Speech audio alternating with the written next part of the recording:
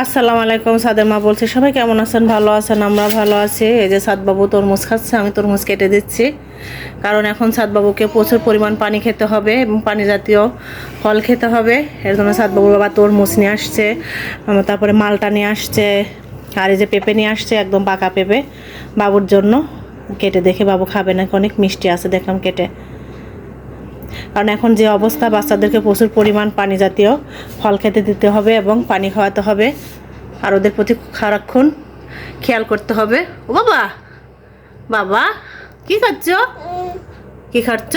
মজা মজা। আমার বাবা তরমুজ খাচ্ছে। সবাই আমার বাবার জন্য দোয়া করবেন যেন আমার বাবা ভালো থাকে, সুস্থ থাকে।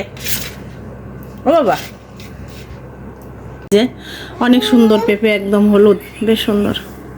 এখন এটা সাদবাবুকে খাওয়ানোর চেষ্টা করব। সাদবাবুকে আসলে অনেক ফল, সাদবাবুর বয়সই বা কত, ছোট মানুষ। সাদবাবুকে পেঁপে প্রথম দিচ্ছি, তরমুজ ওদিনকে খাইছে, আজকে খাচ্ছে, মিষ্টি আছে। আজকে পেঁপেটা দিয়ে দেখি, অনেক সুন্দর হয়েছে। সাদবাবু এই যে পানি খাচ্ছে ফুপির ঘরে এসে, মানে সারাদিনে।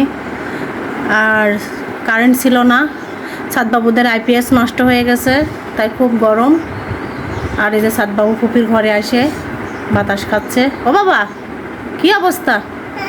মানে বারে বারে পানি খাচ্ছে, ওই যে একা একা পানি খায়, আবার ঢাকনা দিয়ে রেখে দেয়। মানে আমি ওর হাতের ঘোড়া পানি রাখার চেষ্টা করছি, কারণ প্রচুর পরিমাণ পানি খাওয়াতে হবে। সাদবাবু সেটাই করছে।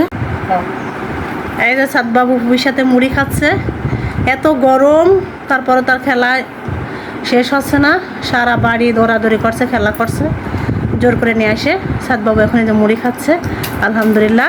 দেখো, আজকের ভিডিওটা পর্যন্তই। আল্লাহ হাফেজ।